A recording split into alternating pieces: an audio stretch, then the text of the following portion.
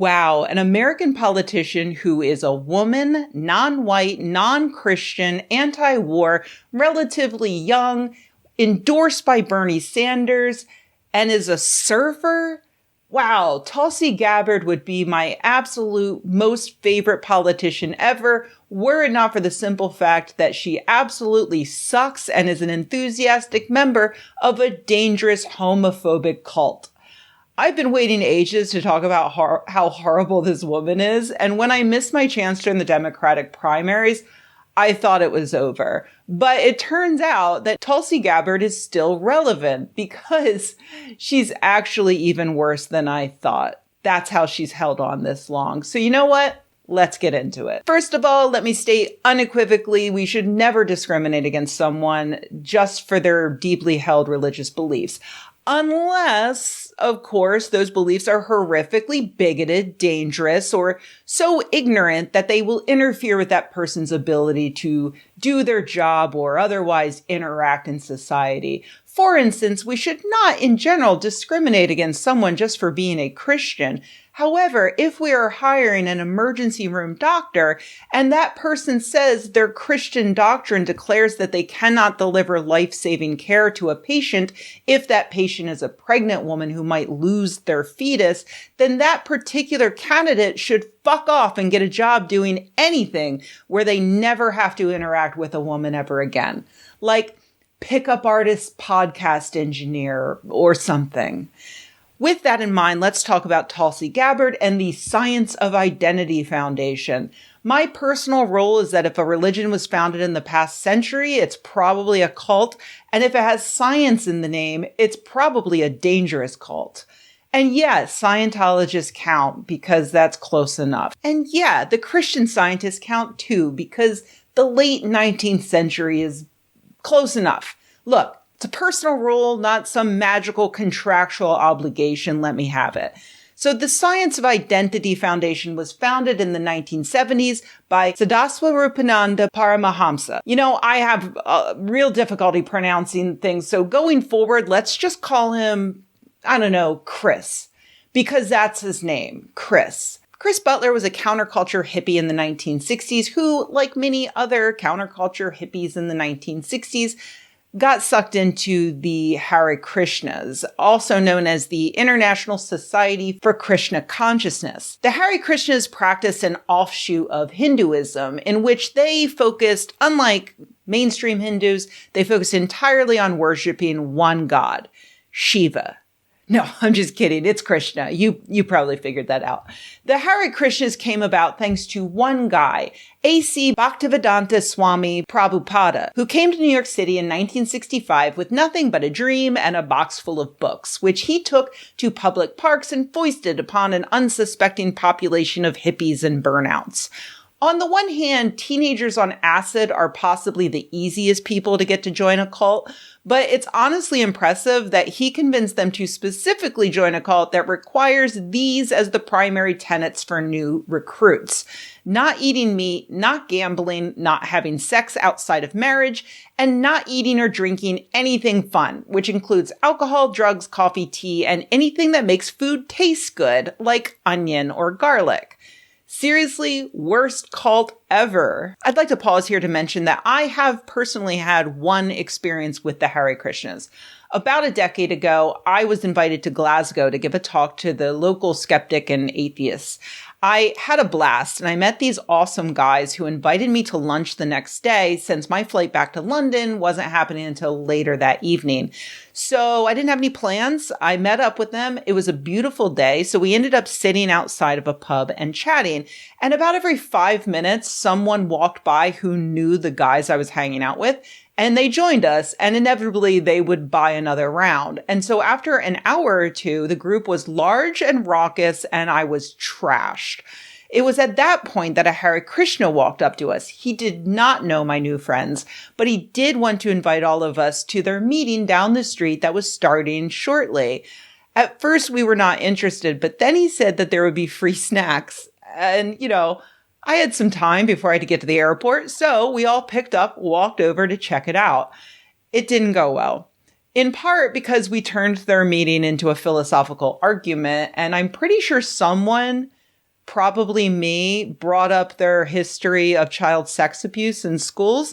And in part because I tried the food and it was so disgusting that it caught me by surprise and I spit it out into a trash can, which was pretty rude. But come on, it looked like a brownie, but there was no chocolate in it because chocolate is delicious. And, that's the day I learned that Hare Krishnas hate delicious food. If you're going to offer someone a free brownie, you legally are required to say if it doesn't have any chocolate in it. Anyway, then I had to go catch my flight. So about 80% of the room, our group stood up and left at the same time, leaving a handful of Hare Krishnas to continue with their normal meeting.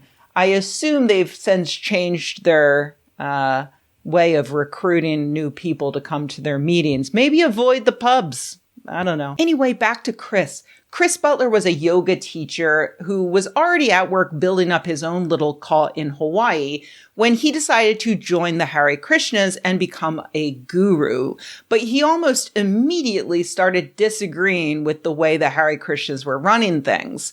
Not the weird rules about food so much. He wanted to get married, which was apparently not okay for gurus.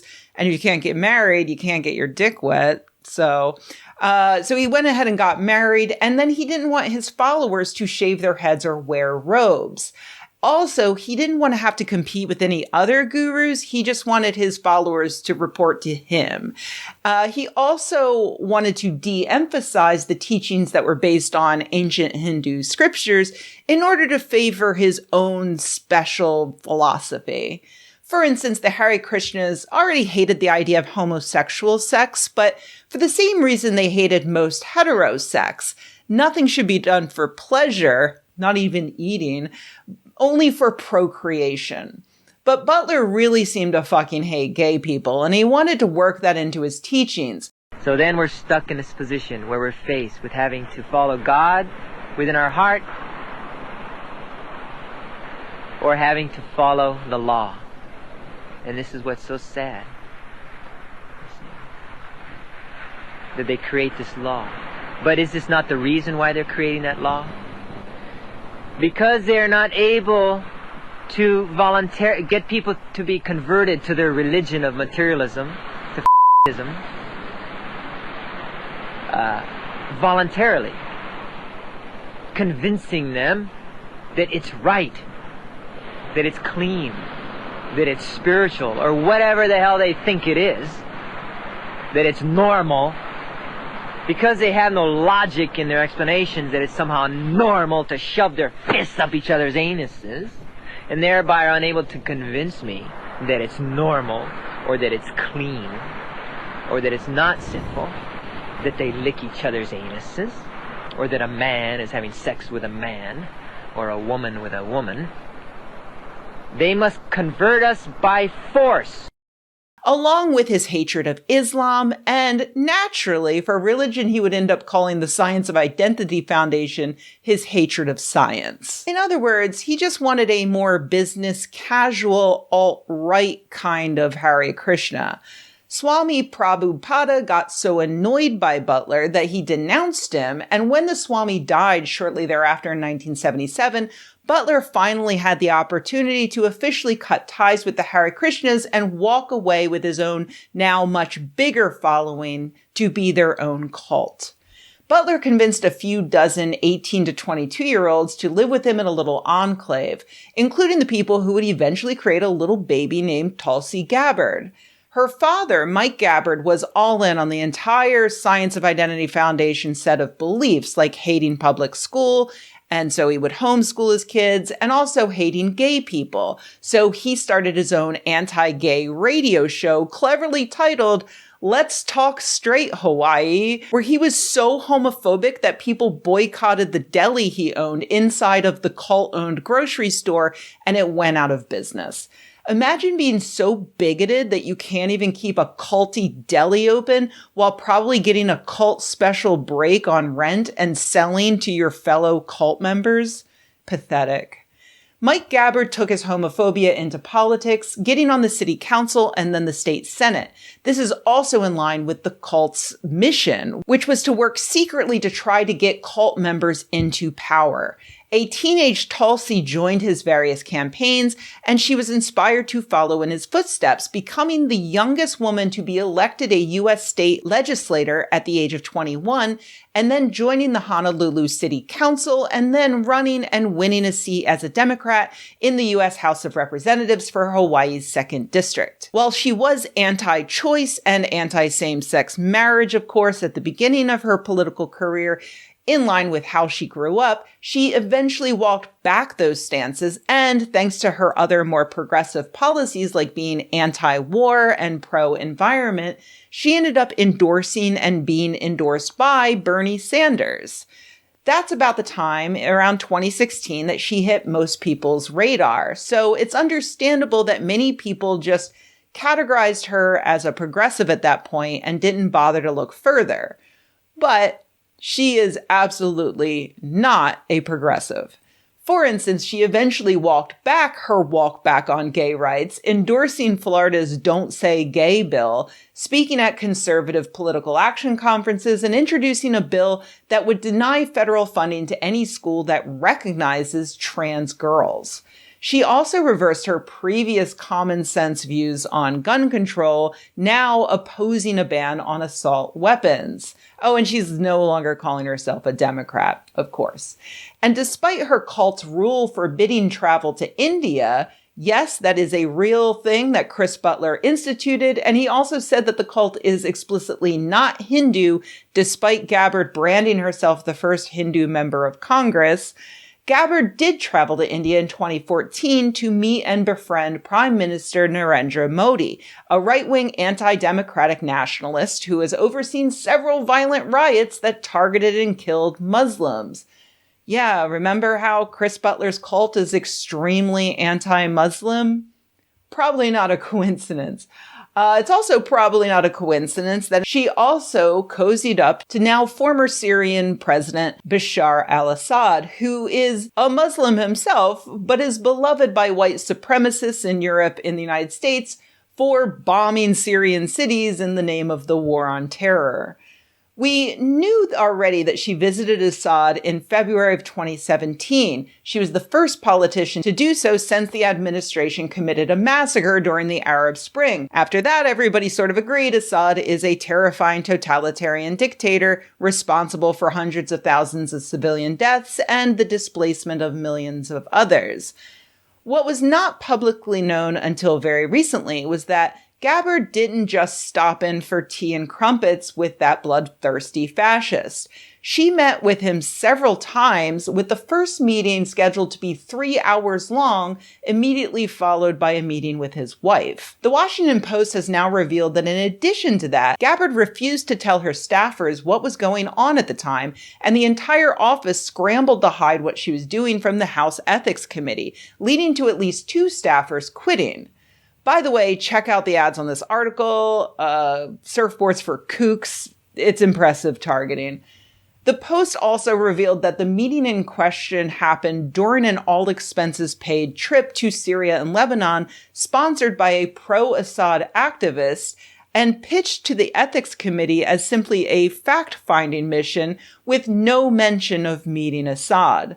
One of the staffers who quit said they were positive Gabbard knew the meeting was happening but lied about it.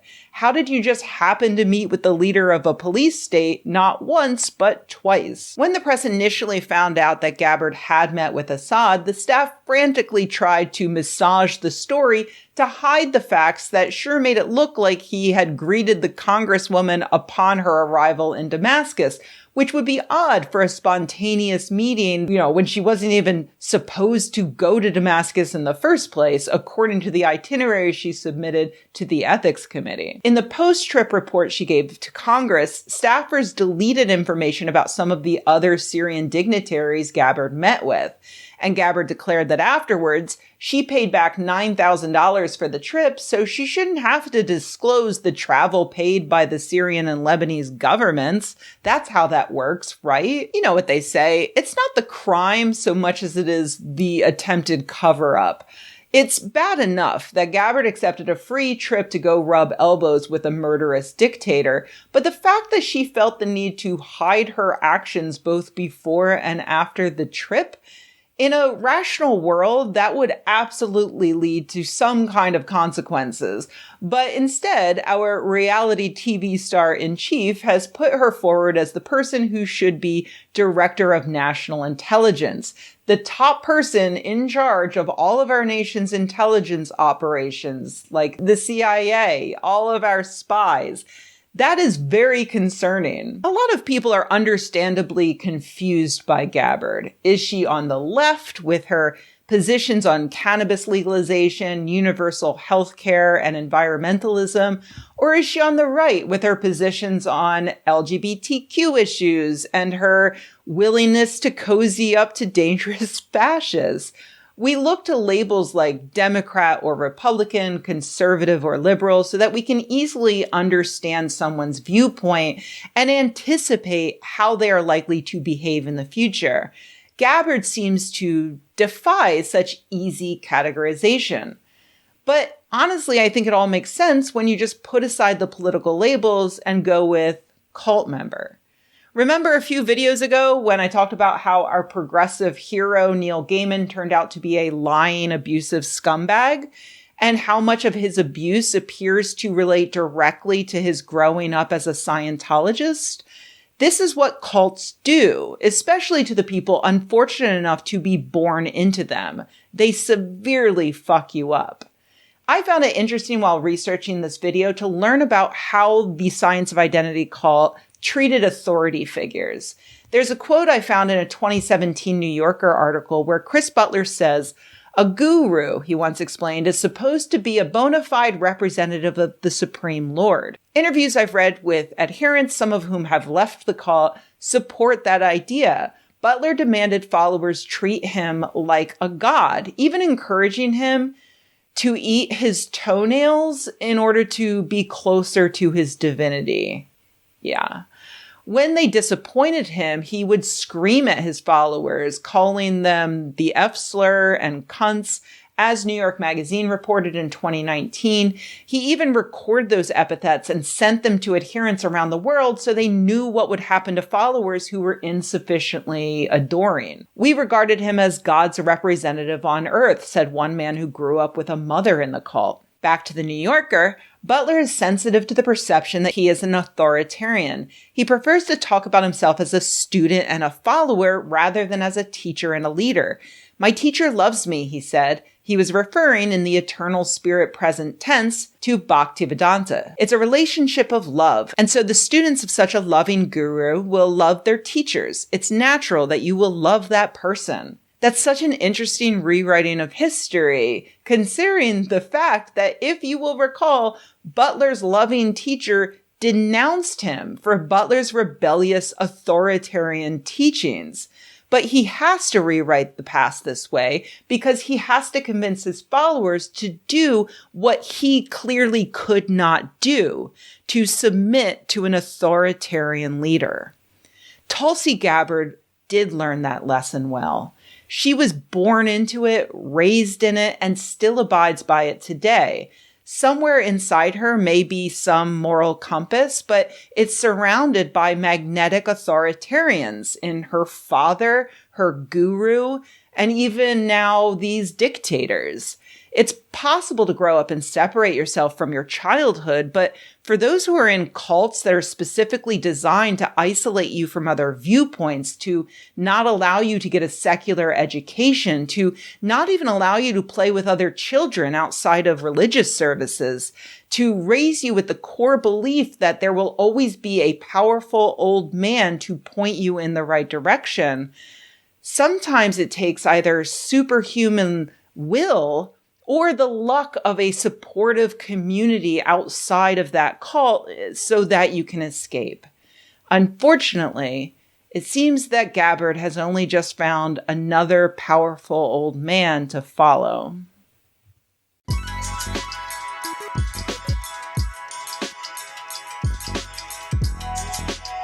Hey everybody, thanks for watching. If you enjoyed this video, please give it a like. If you loved the video, please subscribe.